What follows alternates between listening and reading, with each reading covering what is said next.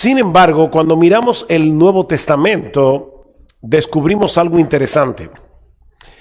En la iglesia primitiva, mucha gente no tenía tiempo. En la iglesia primitiva, las horas de trabajo eran brutales. Muchos de los que vivían en el Imperio Romano, de hecho la mayoría eran esclavos, que le pertenecían a alguien y que no tenían una hora laboral de 8 horas. Y noten que cuando Pablo escribía las cartas del Nuevo Testamento, se refería a los esclavos. O sea que habían esclavos en la iglesia y a esa iglesia compuesta por personas muy ocupadas, algunos de ellos esclavos, Pablo les decía, edifíquense unos a otros hablando la verdad en amor. Sus jornadas de trabajo eran largas, sus vidas estaban llenas de presión y aún así el discipulado floreció. Y la pregunta es ¿por qué? Porque el discipulado en el Nuevo Testamento no dependía de programas complejos, sino de relaciones espirituales intencionales.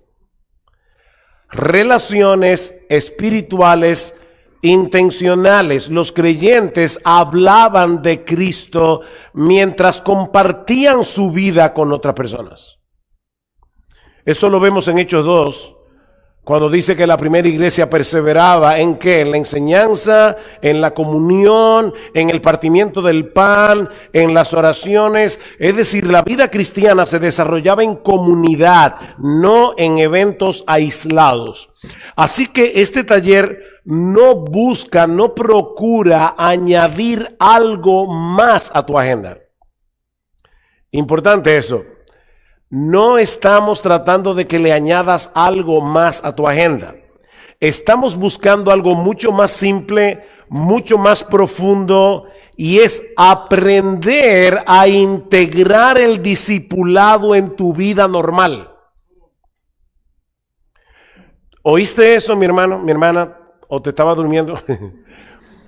Lo que estamos tratando aquí es de que tú integres el discipulado a tu vida normal. Y vamos a ver en un momento cómo se hace eso. Pero antes, yo quiero que nos hagamos esta pregunta. ¿Para qué existimos como iglesia y qué tiene eso que ver conmigo? Muchos de ustedes son miembros de una iglesia. Bueno, la pregunta es ¿para qué existe la iglesia y qué tiene eso que ver contigo? Bueno, vamos a comenzar con la primera pregunta. ¿Qué es una iglesia? ¿Qué es una iglesia? Bueno, Mateo 28, ya vimos en el día de ayer que cuando Cristo dice hagan discípulos bautizándolos, lo que está diciendo es introduciéndolos en una iglesia local, porque es así como Él cumple la promesa, yo edificaré mi iglesia. Perdón, Efesios 4:11, Cristo ha dado a su iglesia pastores y maestros para equipar a los santos para la obra del ministerio hasta que todos lleguemos a la unidad de la fe y del conocimiento del Hijo de Dios, a la estatura de un varón perfecto, a la plenitud de la estatura de Jesucristo. Todos hablando la verdad en amor. Entonces, ¿qué es una iglesia local? Bueno, una iglesia local es una asamblea de cristianos que se reúnen regularmente en el nombre de Cristo para escuchar su palabra, administrar las ordenanzas, ejercer la disciplina y edificarse mutuamente para la gloria de Dios. Cuando tú te hiciste miembro de la iglesia, de esta iglesia o de cualquier otra iglesia, tú hiciste un pacto de membresía. Es como casarse. Te casaste con una iglesia. Eso quiere decir, que la iglesia no es un lugar al que voy, es un cuerpo al que pertenezco. Hermanos, esto es muy importante. La iglesia no es un lugar al que voy. De hecho, a veces nosotros cometemos, para mí, el error de llamarle templo al edificio donde se reúne la iglesia. Y yo siempre tengo que estar diciendo, por favor, no le llamen templo a ese edificio, porque el templo de Dios está formado por piedras vivas. El templo son ustedes, somos nosotros, en Cristo. Esto es un edificio. Cuando ustedes se van de aquí, aquí no hay iglesia. No es un lugar al que yo voy. Es un cuerpo al que yo pertenezco, con una misión que Cristo nos dio. ¿Cuál es la misión? Ya lo vimos, hacer discípulos. Y eso incluye ir, bautizar y enseñar a obedecer. Es interesante que Cristo nos dice en Mateo 28, enseñándoles todo lo que yo les he mandado. ¿Qué faltó ahí? Aguardar. No es enseñándoles todo lo que yo les he mandado, es enseñándoles a guardar todo lo que yo les he mandado, y eso ocurre en la iglesia local. Discipular, mis hermanos, es simplemente ayudar a otra persona a seguir a Jesús con la palabra en la vida real por un tiempo suficiente para que aprenda a hacer lo mismo con otros, ayudarlos a seguir a Jesús. Así que no estamos hablando primeramente de programas, estamos hablando de personas ayudando a otras personas a seguir a Cristo. Es dar de gracia lo que hemos recibido de gracia. No hacemos discípulos para que Cristo nos ame más. Y yo no quiero ahora, se lo dije anoche, yo no he venido aquí a crearles un complejo de culpa, sino a motivarlos. Y la culpa no motiva, la culpa la da el Señor cuando pecamos. ¿Para qué? Para que sintamos el peso de nuestro pecado, vayamos a Cristo en arrepentimiento y fe, recibamos su perdón por la fe, y el gozo que da el perdón es lo que nos motiva. Así que yo no vine a crearles un complejo de culpa, pero cuando yo discipulo a otra persona, yo no estoy haciendo que Cristo me ame más. Es que ya yo he sido tan amado, perdonado, unido a Él por la fe, que yo quiero participar de su misión. Yo quiero hacerlo. El discipulado no es pagar una deuda, es participar en una nueva vida que ya Cristo nos regaló. Es dar de gracia lo que hemos recibido de gracia. Discipular es ayudar a otra persona a seguir a Jesús.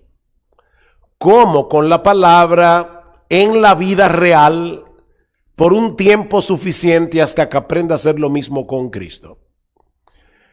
El otro día en nuestro grupo pequeño estábamos hablando de las diferentes cosas que están pasando en la iglesia para que el discipulado funcione. Y hay muchas cosas que ni los pastores sabemos, porque los pastores no lo controlamos todo.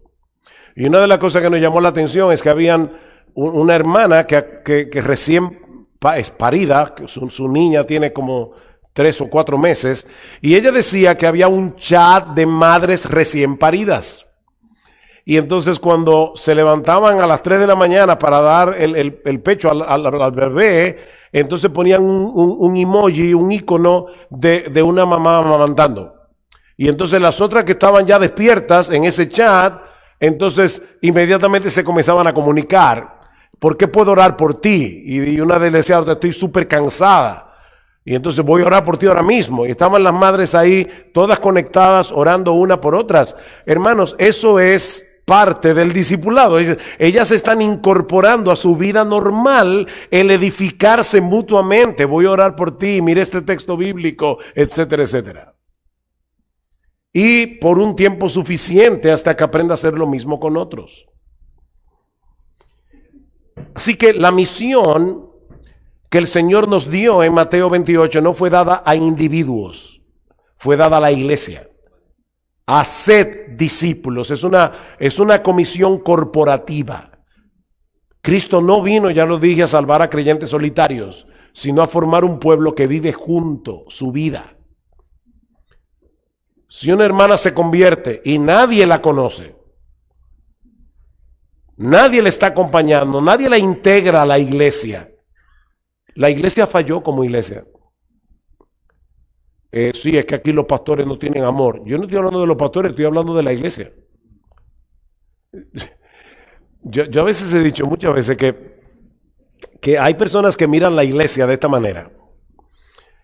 Hay 2 hombres en un parque, no se conocen, de repente se encontraron y empezaron a hablar el uno con el otro. Y de repente pasa una señora y le dice uno al otro, ¿tú ves esa señora que pasa por allí? Me da una pena. Tiene una vida tan desgraciada. Su matrimonio es un desastre. ¿Y usted cómo lo sabe? Porque es mi esposa. No, espérate. No es que es tu vida. Hay gente que habla de la iglesia de esa forma. En la iglesia no hay amor. ¿Y quién es la iglesia? ¿La iglesia eres tú? O sea, si en la iglesia no hay amor, es tan culpa tuya como de cualquier otra persona.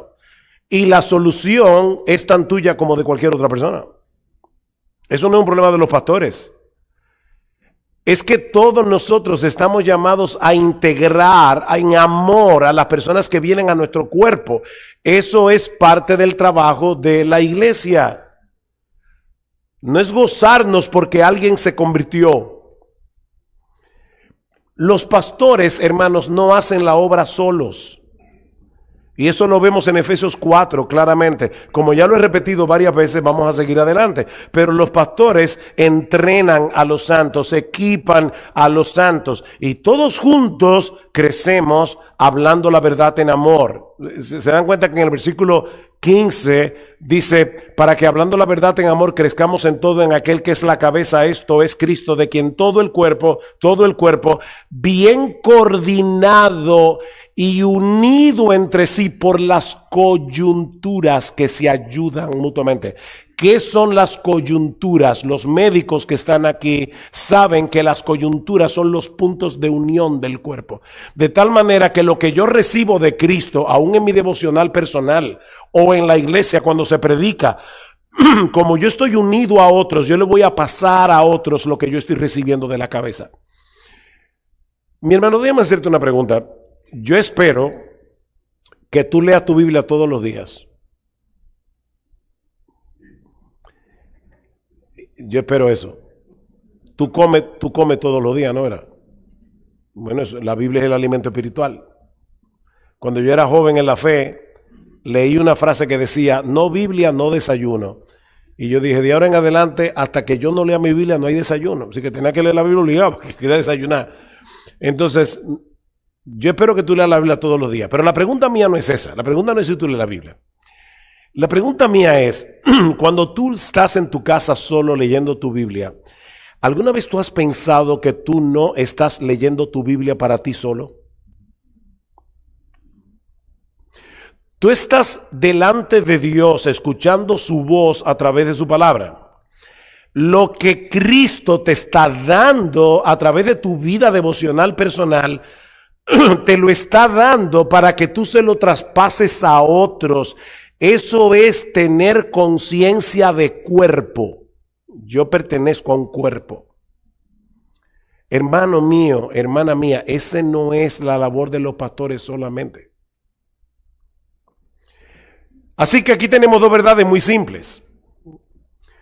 Primero, identidad. Soy parte de un cuerpo. Como decía ahorita, yo no soy la mano esa de los loco Adams. No, yo pertenezco a un cuerpo. Dos, responsabilidad. Soy responsable de otros. No tenemos el espíritu de Caín. ¿Recuerdan? Caín, ¿dónde está Abel? ¿Y acaso soy yo guarda de mi hermano? Bueno, cuando tú te hiciste miembro de la iglesia, tú te hiciste guarda de tus hermanos. Entonces tenemos una identidad, tenemos una responsabilidad. Si eres miembro de esta iglesia, la misión de esta iglesia no es algo que tú observas, es algo en lo que tú te involucras de manera personal. Vamos a suponer, si esta iglesia, o el patio de tu casa, si tú vives en una casa y no en un edificio, vamos a suponer que tú plantas un árbol. Ese árbol puede que crezca fuerte, pero todavía es un árbol solo. Ahora, si ese árbol da semilla y crece en otros árboles, con el tiempo tú no vas a tener un árbol, tú vas a tener un bosque. Bueno, lo que estamos diciendo es, tú no eres un árbol solo. Tú fuiste llamado a producir semillas que producen otros árboles y que ayudan a crecer otros árboles.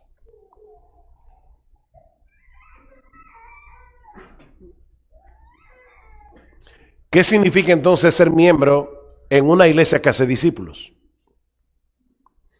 Bueno, aquí tenemos 1 Corintios 12 al 27, cuando habla del cuerpo como, de la iglesia como un cuerpo. Tenemos Hebreos 10:24, mañana ustedes van a ir a sus iglesias, ¿verdad? Se van a congregar. La pregunta es, ¿para qué se van a congregar?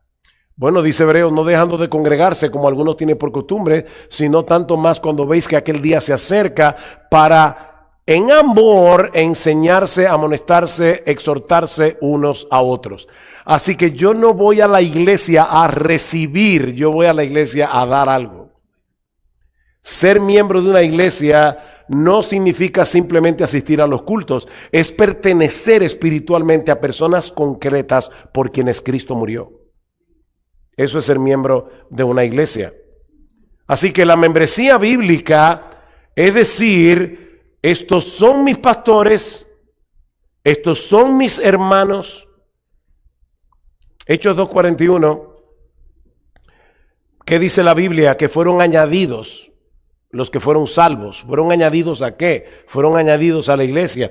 1 Corintios 5, 12 al 13. ¿Qué dice Pablo en 1 Corintios 5? Habla de un hombre que pecó y dice, saquen a ese perverso de allí. Y luego Pablo dice, yo no les pido que se dejen de unir con aquellos que están fuera y que son adúlteros, mentirosos, sino con aquel que llamándose hermano fuera todo eso. ¿Ustedes se dan cuenta que Pablo hace una distinción entre los que están afuera y los que están adentro? Si tú no eres miembro de ninguna iglesia, tú estás fuera. Debes entrar a la membresía. Hebreos 10, compromiso de congregarse, ¿para qué? Para estimularse mutuamente. Gálatas 6, versículo 1, dice, vosotros que sois espirituales, restaurad con espíritu de mansedumbre aquel que ha pecado. Así que hermanos, yo no pertenezco solo para recibir, sino para velar, exhortar, amar, advertir, orar por mis hermanos en la fe. Si Cristo te añadió a un cuerpo, te añadió para amar activamente a miembros reales con sus propias historias personales, con sus luchas, con sus necesidades reales. Y tú tienes que estar atento a eso.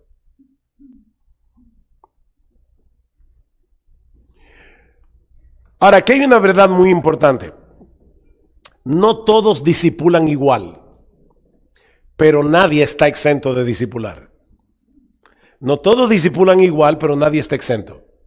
Algunos enseñan formalmente. Hay otros que acompañan sin ser muy visibles, pero acompañan a otros escuchándolos, modelando, orando por ellos. La Biblia no conoce la categoría de miembro fiel que no está involucrado en la vida espiritual de otros. Eso no existe en la Biblia. Si tú eres un miembro fiel de la iglesia, tienes que estar involucrado en la vida de otros. Imagínense una madre con niños pequeños que hace una videollamada de 15 minutos con una hermana. Vamos a hacer esa videollamada todos los jueves por 15 o 20 minutos hasta que el niño grite, porque es un bebé pequeño. Y vamos a orar juntas. Y yo te voy a preguntar por tu alma. ¿Cómo tú estás con el cansancio de no poder orar, leer la Biblia porque no tienes tiempo? Entonces mira, lo que yo voy a hacer es una cosa. Yo te voy a leer la Biblia durante esos 15 o 20 minutos. Cada jueves vamos a hacer eso juntas. Mis hermanos, ahí está lo que les decía ahora mismo. Un hermano mayor de la iglesia, ¿qué puede hacer?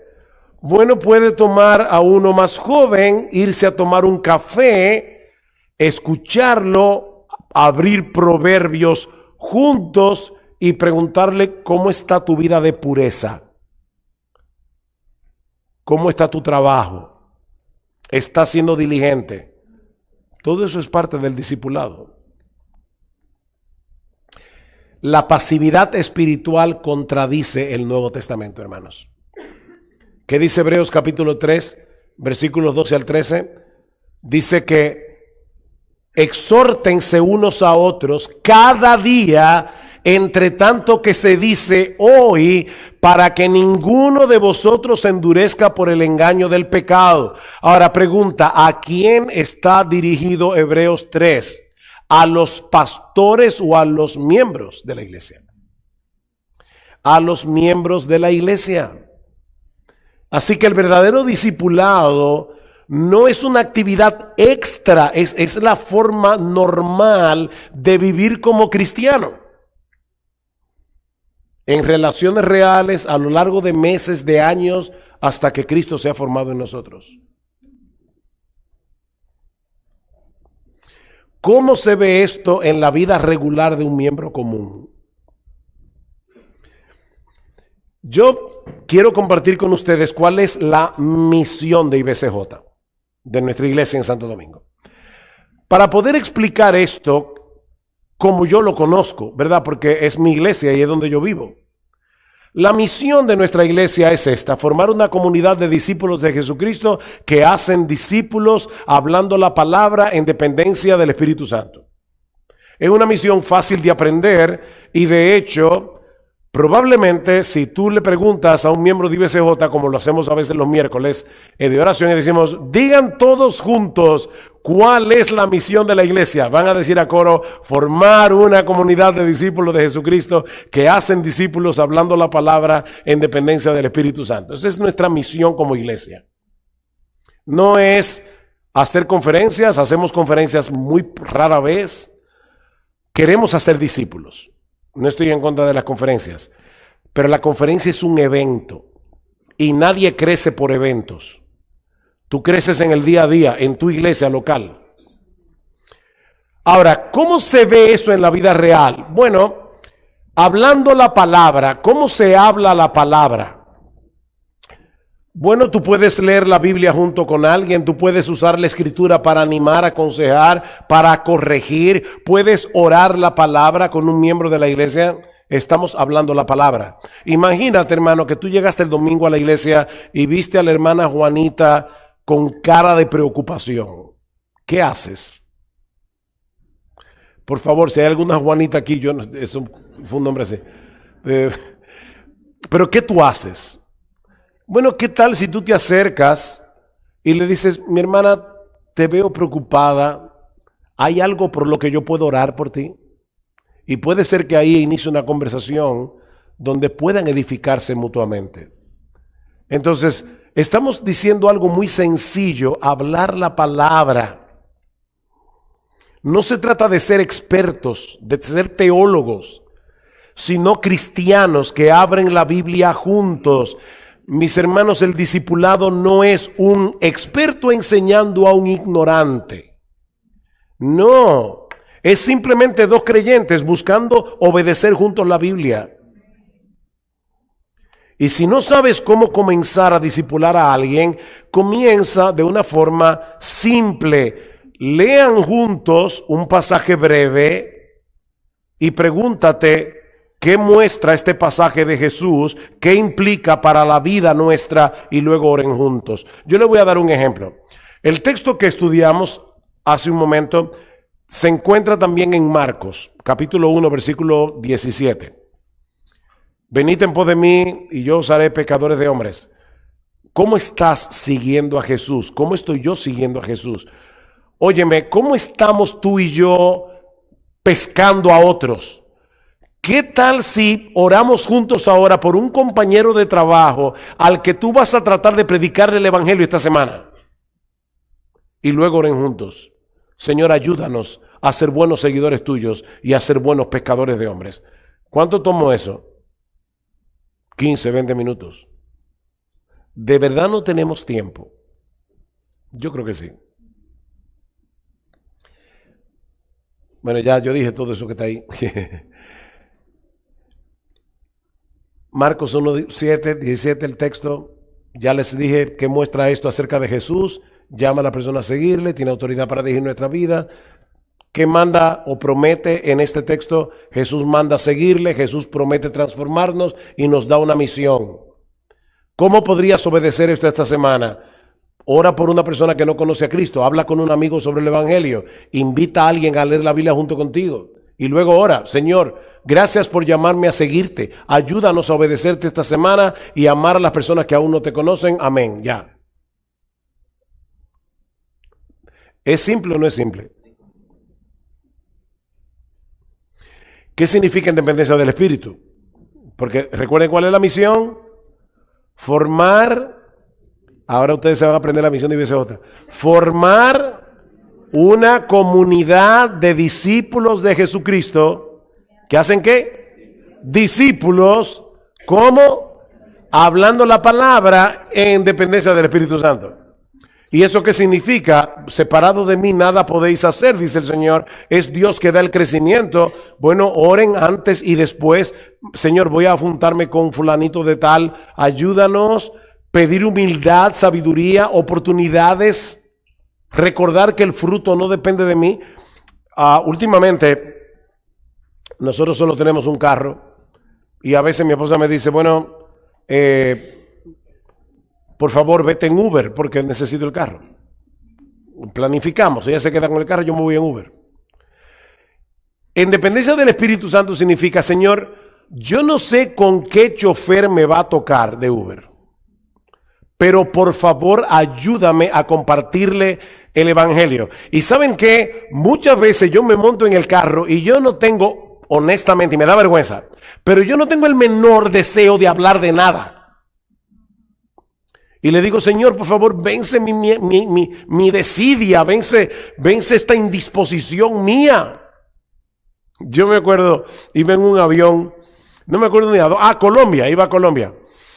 Y el domingo antes, uno de los pastores de la iglesia había predicado de la parábola del hijo pródigo.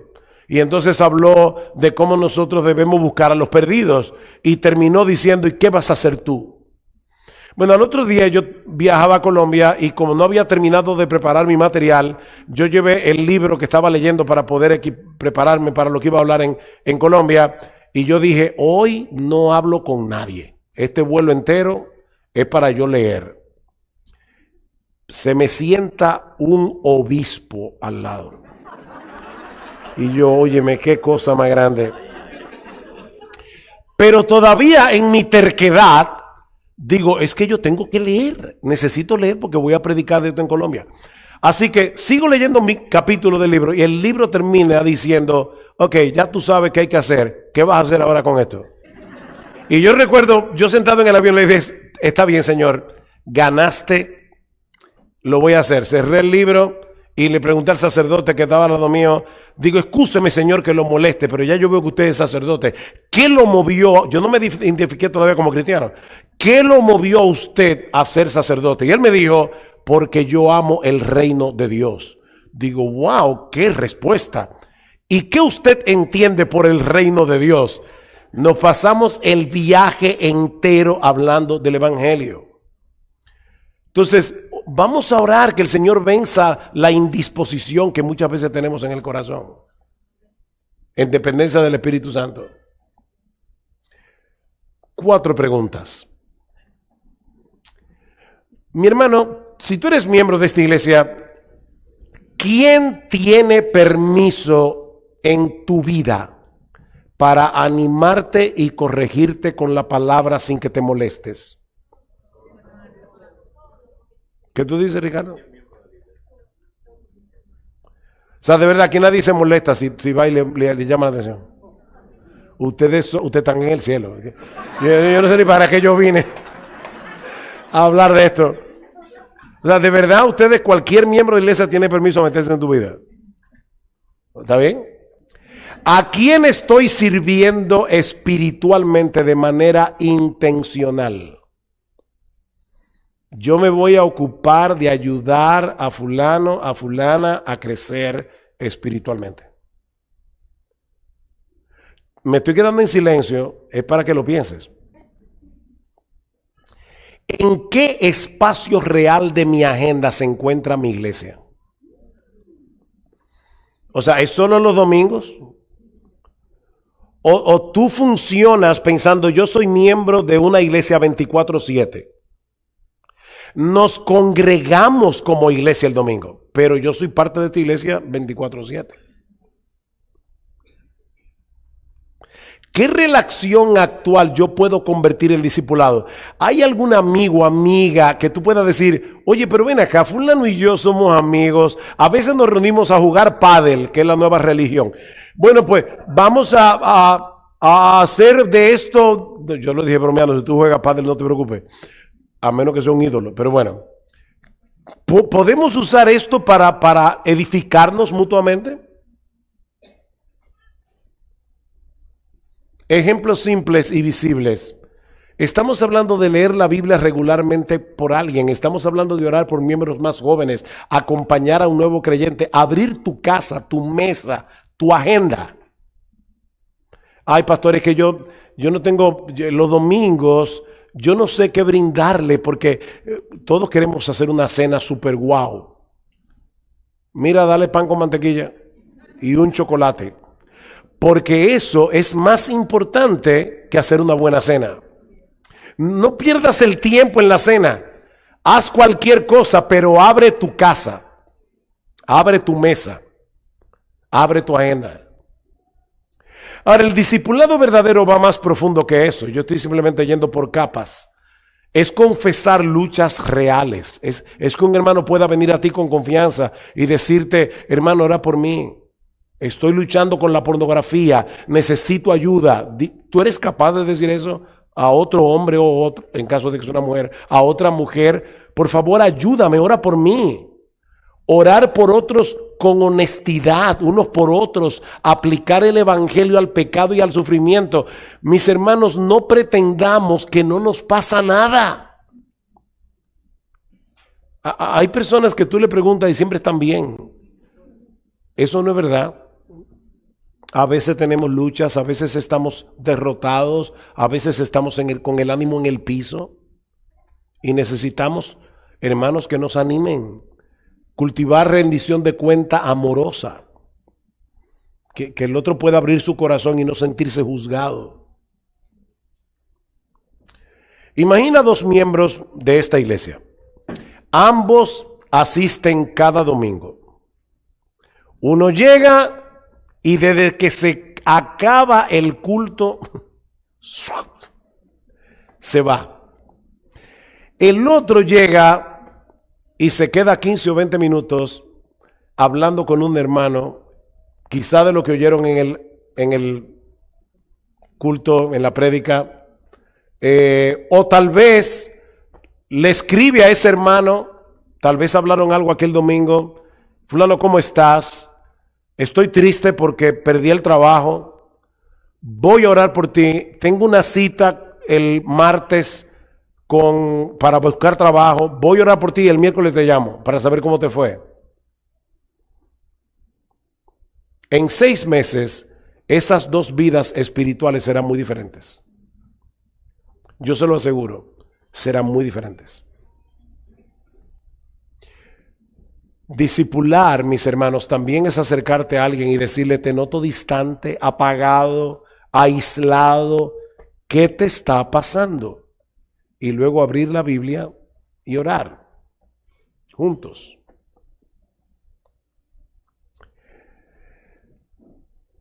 Para que esto funcione, nosotros tenemos que cambiar de mentalidad. Y yo quiero proponerles 5 cambios de paradigmas o de mentalidad, de forma de pensar que todos debemos abrazar. Y eso es lo que va a crear en la iglesia una cultura de discipulado. En primer lugar, esto es sacado del libro Disciple Shift. Es un juego de palabras. En vez de discipleship, es un cambio en el discipulado. Estos autores enfatizan que muchas iglesias hacen actividades, pero no hacen discípulos. Y proponen cambios de paradigmas hacia relaciones intencionales, reproducción y cultura de discipulado. Primer cambio de paradigma, de invitar gente a cuidar personas. Muchas iglesias miden el éxito por la asistencia a eventos. La iglesia se llenó de gente, ¿ok? y eso que implica. Porque el cambio es ver a las personas no como invitados a un programa, sino como ovejas que necesitan cuidado, conocimiento mutuo y acompañamiento espiritual. ¿Qué te parece si después de esta conferencia, esto es un evento? ¿Qué te parece si después de este evento, tú le dices a un amigo tuyo de aquí de la iglesia, mira, vamos a tomar en serio tú y yo lo que se habló este fin de semana y vamos a ayudarnos mutuamente a ponerlo en práctica? Entonces el éxito no está en que vengan a la conferencia, es lo que pasa después de. Segundo cambio de paradigma, de saber más a obedecer juntos. Y aquí tengo que decir, hermanos, que las iglesias reformadas se caracterizan por tener una buena enseñanza. Y eso es buenísimo, eso es tremendamente importante. Pero el discipulado no es acumular información bíblica. Es aprender a obedecer a Cristo en comunidad. Y esto combate el autoengaño del oidor olvidadizo que viene, escucha y se olvida. Entonces tenemos que cambiar ese paradigma. Yo sé que esta iglesia predica sanamente la palabra de Dios. Yo sé que en esta iglesia se predica doctrina, pero mis hermanos, eso no es suficiente. Es enseñándoles a guardar todo lo que yo les he mandado.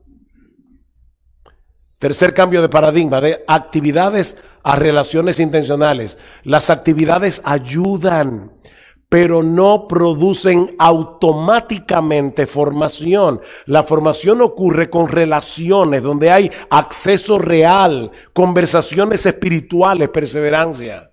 Y ahí están los textos. De ministerios a discipulado mutuo. ¿A qué yo le estoy llamando ministerio aquí? A lo que yo hago en la iglesia. Yo vi, por ejemplo, que ustedes tienen hermanos que están en las puertas ayudando a sentar. Son ujieres, ¿verdad? Ok. ¿Cuál es tu ministerio en la Iglesia Bautista Reformada de Miami? Bueno, yo soy ujier. Entonces yo me siento, me autopercibo, como yo soy ujier, ya yo tengo un ministerio y por lo tanto yo estoy siendo útil al Señor. Y lo que yo estoy diciendo es, no, mi hermano, el sentar personas, el ayudar a sentar personas no es suficiente. Todo eso puede ser bueno, o ayudar con la audiovisual o con el sonido, los hermanos que están allá atrás. Pero el Nuevo Testamento describe a la iglesia como un cuerpo donde todos comparten la palabra en alguna medida, animan, advierten, exhortan, consuelan. Déjenme quedarme con los sugieres. Ustedes reciben a la gente y de repente viste un hermano que llegó a la iglesia con una cara de preocupación. Ok, búscale un asiento, pero voy orando por él. Señor, cuando termine el culto, por favor ayúdame a acercarme a este hermano, preguntarle qué le pasa y cómo yo puedo ayudarlo. Entonces fíjense cómo cambió de ministerio a discipulado mutuo. Ya yo no me siento satisfecho simplemente porque estoy en el ministerio tal o cual. Y finalmente de eventos a proceso de vida cristiana. Eventos como estos pueden iniciar algo, pero el discipulado es un proceso largo. Estamos hablando de hábitos, de carácter, de perseverancia, santificación, sufrimiento, paciencia. ¿Qué le dice Pablo a los Gálatas? Hijitos míos, por quienes vuelvo a sufrir dolores de parto hasta que Cristo sea formado en vosotros. Pablo sentía dolores de parto porque quería ver a Cristo formado. Hebreos 12, 1 al 11, habla de la formación progresiva, cómo Dios va santificándonos. Hermanos, no buscamos momentos, buscamos madurez. Lo que hemos hecho este fin de semana es un evento, pero lo que va a transformar la iglesia es la involucración de cada miembro discipulando y siendo discipulado en la medida de sus posibilidades. Así se construye una iglesia que hace discípulos. La iglesia no necesita más programas. La iglesia necesita más miembros comprometidos en amar espiritualmente. No son más programas. Yo recuerdo cuando nosotros comenzamos a hablar de esto en nuestra iglesia, algunos de una vez decían, entonces, ¿cuál es el programa? Y le decíamos, hermanos, que no estamos hablando de un programa, estamos hablando de una cultura que debemos absorber. Miren, hermanos, aquí los cubanos, los colombianos, los mexicanos, ustedes en sus países adquirieron una cultura. ¿Por qué? Porque es el aire que respiramos. A ningún dominicano desde niño se le enseña a ser impuntual. Eso no se enseña, eso se absorbe. Ok, ¿qué tal si nosotros tenemos una iglesia donde el discipulado es tan parte del ADN de la iglesia que cuando el nuevo miembro llega, la cultura lo absorbe para bien? Eso es lo que estamos buscando. No son programas, no son conferencias, no son eventos, es vida compartida. Eso es lo que estamos buscando.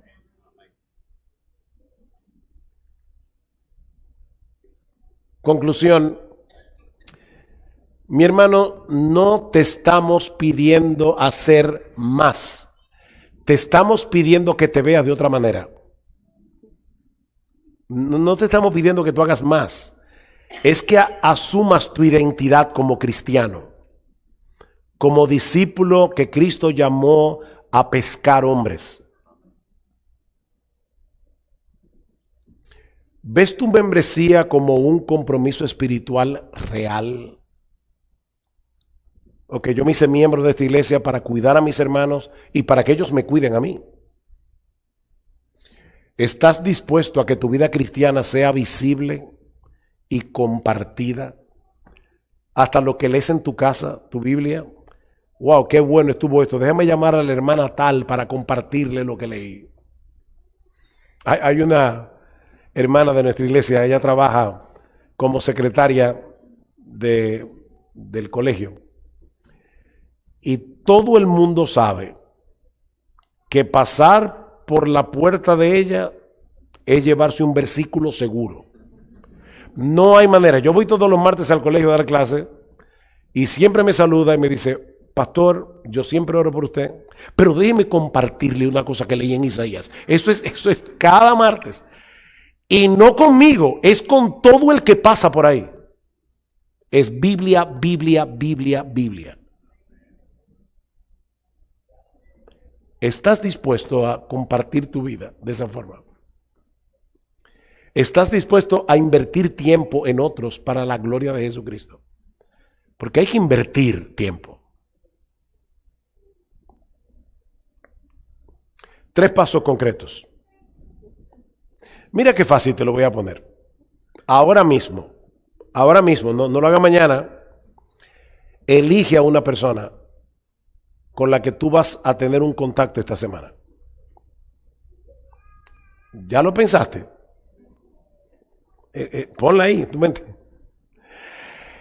Establece un ritmo simple con esa persona. Okay, ¿qué vas a hacer con ella? Leer la Biblia, orar, conversar. Dime cómo está tu vida, cómo estás con esta lucha. Conversar. Va a ser los jueves. Es más, mira, te lo voy a poner más fácil. Pastor, mire, yo manejo 1 hora para llegar a mi trabajo. Qué buen tiempo para discipular a alguien. Y tú sabes si hay otro hermano que también maneja 1 hora a esa misma hora y tal vez puede decir, ¿y qué tal si nos vamos el camino entero hablando? Cuando veníamos para acá, mi esposo y yo, y voy a poner este ejemplo simplemente no por ponerme de ejemplo, sino porque para dar un ejemplo. Veníamos de Melbourne, son 3 horas y casi 4, y una hermana nos escribe y prácticamente lo que puso fue SOS, necesito ayuda. Le dijimos, no hay problema, en el camino tenemos 4 horas. Te llamo cuando estemos en un tramo largo, que Waze no se ponga a hablar, y ahí hablamos. La llamamos por teléfono y pudimos hablar con esa hermana más de 40 minutos. Manejando. O sea, yo no busqué más tiempo, simplemente empleé ese tiempo. El asunto es ser intencional. Díselo a alguien para caminar en rendición de cuentas. Fulano, yo quisiera que tú y yo tuviéramos ese tipo de amistad, de relación.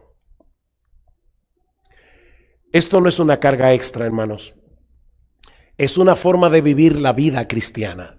Si eres miembro de esta iglesia local, tu deber y tu gozo, no solo tu deber, es ayudar a alguien a seguir a Cristo y dejarte ayudar. Empieza pequeño, haciendo pequeñas cosas, pero por favor, empieza.